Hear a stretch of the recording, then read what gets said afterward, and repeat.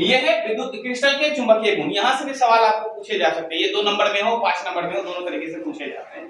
अब इस देखिए इसमें क्या है, पहला है अनुचुंबकत्व क्या होता है, दूसरा है प्रतिचुंबकत्व, तीसरा है लव चुंबकत्व, चौथा जो है वो है प्रतिलव चुंबकत्व और एक है फेरी चुंबकीय पदार्थ, है ना। अब समय देखिए सिंबल आपको दिया गया है कि पहला सिंबल से ही बताया जा रहा है, इसमें क्या होते हैं अयुग्मित इलेक्ट्रॉन होते हैं, है ना। युग्मित और युग्मित आपको याद होगा, हम पहले 11वीं में आपको पढ़ाए थे। युग्मित इलेक्ट्रॉन क्या होता है, अयुग्मित इलेक्ट्रॉन क्या होता है।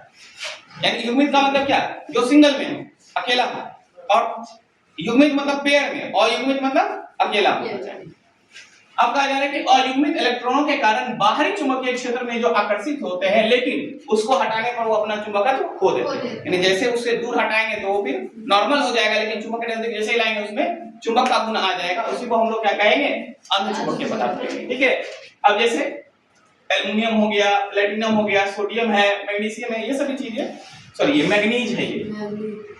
आगे प्रतिचुंबकत्व की बात करते हैं, जिसमें सभी इलेक्ट्रॉन क्या होते हैं, युग्मित होते हैं, और ये बहुत ही कमजोर क्षेत्र के द्वारा, यानी एक तरह से प्रतिचुंबकत्व का मतलब ये होता है जो चुंबकीय गुणों का विरोध करता है ना। प्रतिचुंबकत्व उसी को कहेंगे जो चुंबकीय गुणों का क्या करता हो, विरोध करता हो, उसी को हम लोग क्या कहेंगे, प्रतिचुंबकत्व कहेंगे। लव चुंबकत्व यानी कि लोहे से संबंधित चीजें, जो किससे संबंधित हो, लोहे से संबंधित हो, और उसमें चुंबक का गुण मौजूद हो, उसको हम लोग क्या कहेंगे, लव चुंबकत्व। इसमें लोहे जैसे कि देखिए निकेल हो गया, कोबाल्ट हो गया, है ना, लोहा हो गया, ये सब चीजें इसके अंतर्गत आती है। अगला है प्रतिलव चुंबकत्व, है ना।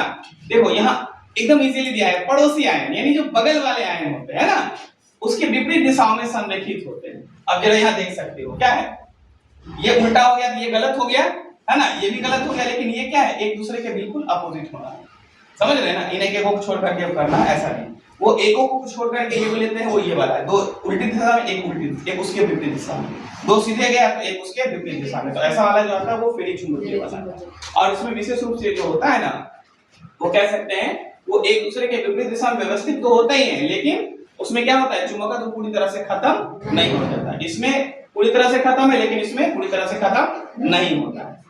एक चीज देखिए दिया गया है डोमेन, क्या दिया गया है, डोमेन को लेकर। डोमेन में क्या होता है कि चुंबकत्व के अंदर कणों की जो व्यवस्था होती है, यानी कैसे वो सजे हुए हैं, उसके व्यवस्था के क्रम को हम लोग क्या कहते हैं, डोमेन कहते हैं।